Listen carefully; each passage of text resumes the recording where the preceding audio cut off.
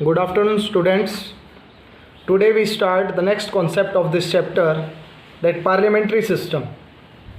The parliamentary system or the parliament democracy means that the executive branch of government has the direct or indirect support of the parliament, especially from the lower house.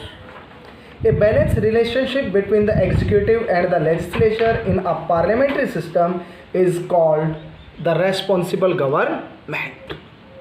The parliamentary system of government is also known as the responsible government because the executive branch is directly or indirectly depend on the majority of the lower house of the parliament. Actually, this system was originated from the Great Britain, and after that so many countries adopted this system from England. India is also adopted this system, the parliamentary system, from Great Britain. Let us start with parliamentary system. In this, the head of the state can either be a monarch or a president, but he performs only ceremonial functions. It is the system in which the president is only the ceremonial head. It means that he is the nominal head and his actual powers are exercised by the prime minister, which belong to a political party which get majority in the lower house in our country India, Lok Sabha. The real executive authority is vested in the Council of Ministers, headed by the Prime Minister, who are accountable to the Parliament. So the political party which get majority in the lower house of Parliament, that party form the government, and among of those representatives, one person become the Prime Minister, and after the selection of Prime Minister choose his cabinet. Majority party rule. The party which wins majority seats in the election of the lower house forms the government. In India, the president invites the leader of the majority party in Lok Sabha to form the government. It is the system of the formation of government in our country India, that the president invites that political party which get the majority in the lower house of Parliament. The Council of Ministers are collectively responsible to the Parliament. The lower house of the Parliament has an ability to dismiss a government by getting the no confidence motion.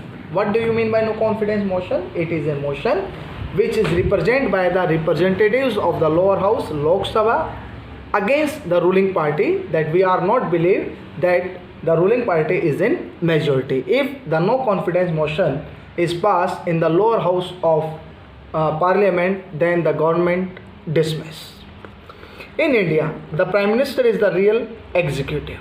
He is the head of the government, the Council of Ministers, and the ruling government, because he exercises all the major powers of the president. No government in the Parliament can get 100% majority.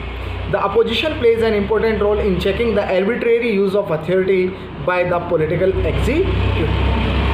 Independent civil services.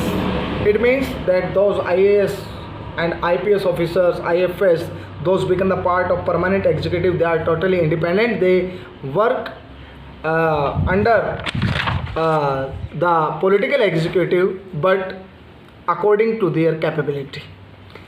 Bicameral legislature. It is one of the major feature of parliamentary system, that we have two houses in the parliament. One is the House of People, that is Lok Sabha, and one is Council of States, that is Rajya Sabha. So these are the major features of parliamentary system of executive or parliamentary system of democracy.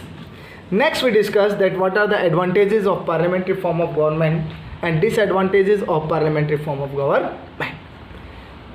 First we discuss advantages of parliamentary form of government. Selection of Prime Minister on the will of majority of members of the Parliament.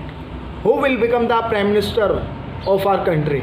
It depends on the will of the majority of member of the Parliament. Choosing of member by voting power of the people. It means that the House of Lok Sabha is directly elected by the people. Decision on issues on the basis of consensus of majority.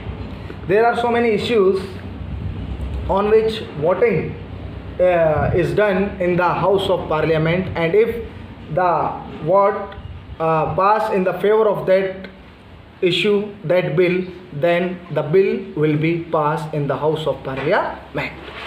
Manifesto of the parties for the general public to decide mandate. Yes, who will get the majority in the House of Lok Sabha? It depends on the policies of the different political parties. What is manifesto? It is a set of policies and programs which are prepared by the different political parties to represent before the voters during the election campaign, and after that they try to win the support of the voters.